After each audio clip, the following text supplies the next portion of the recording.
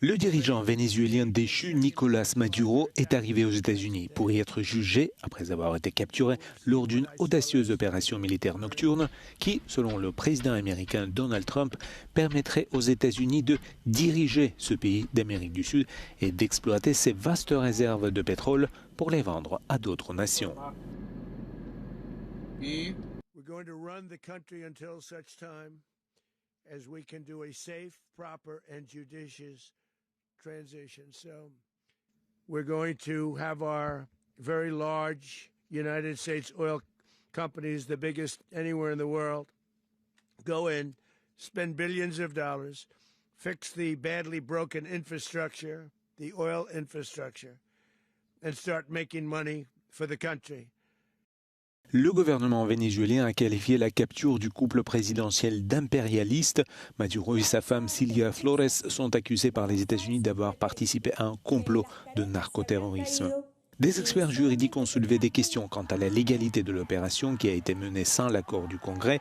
La vice-présidente du Venezuela, Delcy Rodriguez, a quant à elle exigé que les États-Unis libèrent Maduro, qu'elle a qualifié de dirigeant légitime du pays, alors que la Cour suprême de son pays l'a nommée présidente par intérim. Y de la historia y del pueblo.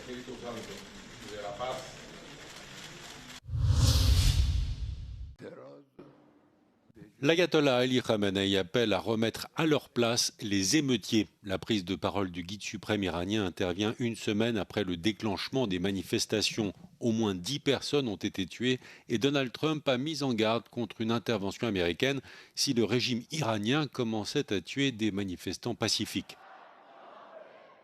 ما با معترض حرف میزنیم باید حرف بزنن مسئولین با معترض اما با اغتشاشگر حرف زدن فایده ای نداره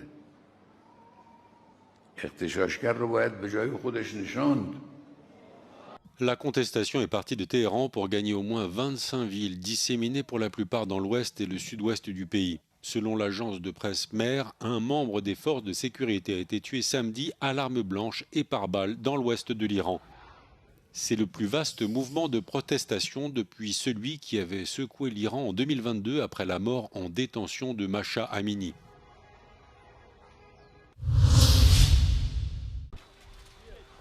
Volodymyr Zelensky dénonce une frappe odieuse sur le centre-ville de Kharkiv. Selon les autorités locales, un garçon de 3 ans et une femme ont été tués et 19 autres personnes blessées. L'Ukraine accuse la Russie d'avoir tiré des missiles balistiques sur la grande ville du nord du pays. La frappe a touché un immeuble de 5 étages. За нашу інформацію, під завалами можуть ще перебувати люди. Наразі триває ліквідація наслідків, всі на місці працюють. Наразі головне врятувати якомога більше людей.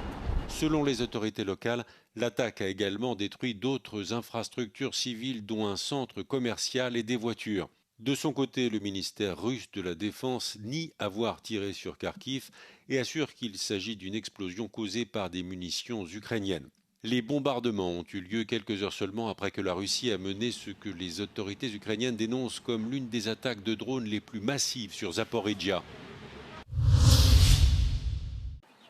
La justice suisse ouvre une instruction pénale contre les gérants français du bar de Crans-Montana. Ils sont soupçonnés d'homicide par négligence, de lésions corporelles par négligence et d'incendie par négligence. L'incendie de la nuit du Nouvel An a fait 40 morts et 119 blessés, dont 14 Français. L'identité de certains blessés n'est pas encore établie et les parents des disparus sont ravagés par l'angoisse. Imaginez-vous les parents qui s'attachent à la plus petite possibilité de survivance, même la plus incroyable. Donc aussi les médias donnent des informations, les chats des garçons. Alors on a leur dit ne le regardez plus, ne regardez plus les chats des jeunes, des amis. Les autorités suisses n'ont donné aucune information sur les 40 personnes décédées. L'incendie s'est déclaré vers 1h30 du matin. Selon la procureure générale du canton du Valais, Béatrice Pilou, tout laisse à penser que le feu est parti des bougies incandescentes qui avaient été mises sur des bouteilles de champagne.